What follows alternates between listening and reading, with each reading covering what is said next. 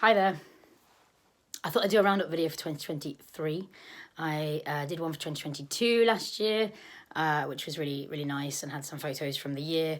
So I thought I'd also do one for 2023. I've not done masses of events this year, but the things that have happened have been interesting and definitely worth telling you about. So I've compiled this video. I've got 5 main events from this year, which I want to share with you today.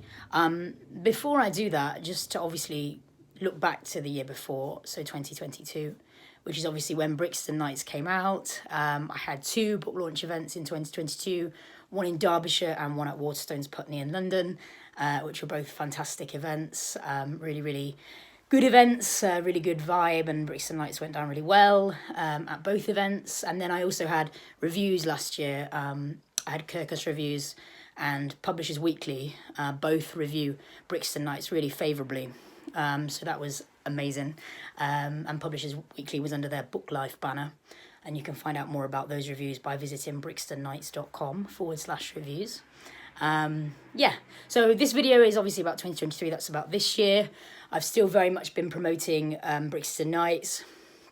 I do write poetry now and then, and poetry still kind of my main focus with my writing. But this year for me has really been about pushing Brixton Nights. I really believe in it, and I feel that it's a fantastic piece of work. So that's what this year's been about, and I'm going to go through the 5 main events from this year now.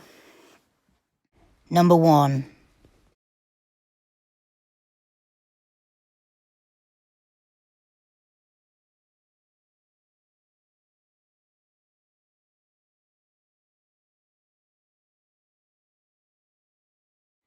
So number 1, Seattle Book Review reviewed Brixton Nights, and I believe that was in February of this year. So their review of Brixton Nights, it was a person called Axie Barkley that reviewed Brixton Nights, and they gave Brixton Nights a score of 3.5 out of 5, which I was actually really happy with, because if you look at it out of 10, it's 7, and I thought that was great. Some of the highlights from their review of Brixton Nights. This is a story of deep trauma, delving bravely into Chris's painful journey. It's a strongly told story, with a narrator who shares keen observations about the world. Captures the party and casual hookup scene incredibly well, including the longing and disappointment it often brings. The ending is very literary. I like that. Christina shares that loose ends are not always tied up. Women are enigmas, and there are prisons in our minds that we make for ourselves and those we inherit. Thanks, I love that review. Thank you. Number 2.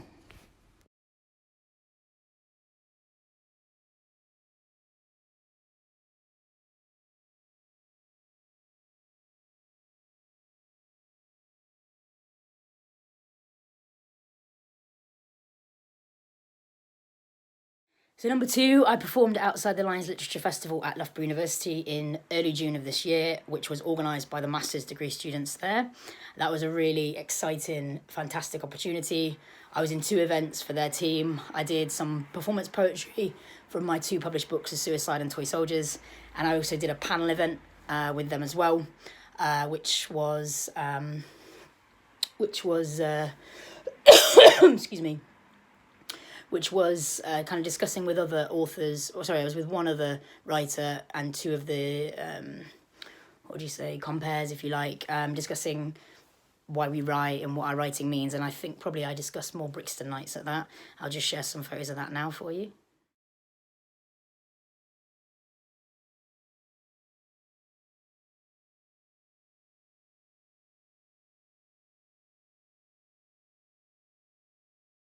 And if you want to see the videos from my performance at Outside the Lines, do visit YouTube, youtube.com /at Amy Tollyfield Poetry, where I've put a lot of videos up of my performance there at Outside the Lines Literature Festival in June. And thank you to Dominic Richardson for those videos. He kindly filmed those for me. Thank you. Number 3.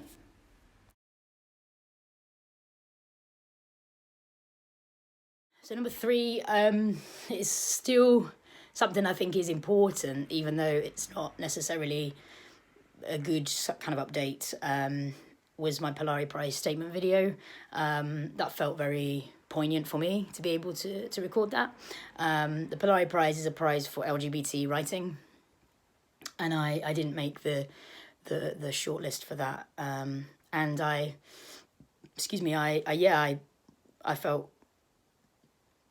I needed to respond, and I'm glad that I responded, and that sort of statement video is very important to me. So that's one of my main events from this year, is being able to record that and to respond to that news. Number 4.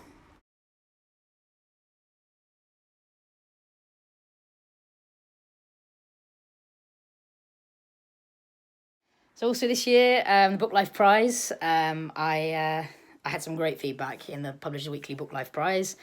This is the sort of frame I made up from that, and that's also on their website. They gave Brixton Knights some amazing scores here. So for the BookLife Prize 2023, they gave Brixton Knights 8 out of 10 for plot and idea, 7 out of 10 for originality, 8 out of 10 for prose, 8 out of 10 for character and execution, 7.75 out of 10 overall.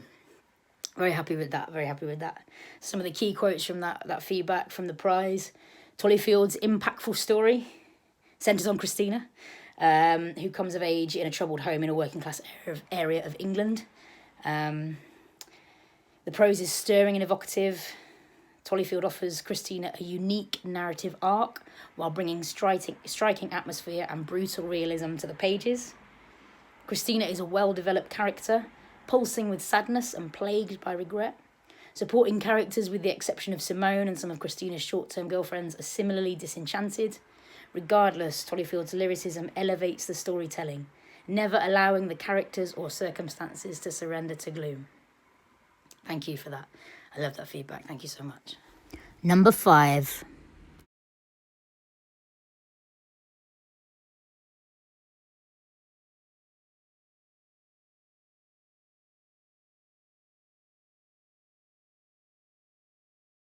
And finally, at number 5, we've got the Reading Proud event, which was really exciting, with 5 Leaves Bookshop. I was part of a lineup of LGBT talent and writing, and that was with Fleur Pierets, Yvette Taylor and Gregory Woods. We were on the lineup, and it was great. I got to meet some interesting people. I read from Brixton Knights. I took a couple of questions after the reading, and I really enjoyed it, and it was a nice chance to meet new people as well.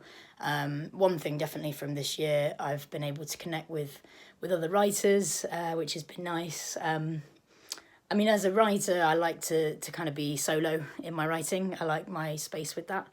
But on social media, I've found other writers very supportive, commenting nice things and liking things, and I've done the same back. And it's just nice to build that community, even if you're not artistically sharing ideas. At least you can be supportive of each other, and give each other that credit and that support in that way, which is lovely, really nice. So yeah, it's been a great year. It's been a busy year for different reasons, and it's been lovely to see Brixton Knights continue to flourish. I know it's going to continue to do so.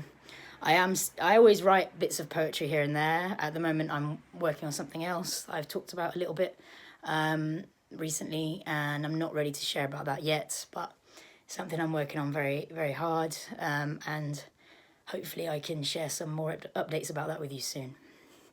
Thank you ever so much, and all that remains to say is to wish you a really, really happy new year. Thank you always for your interest and support, and I hope that 2024 brings you everything that you are hoping for. All the best. Bye-bye.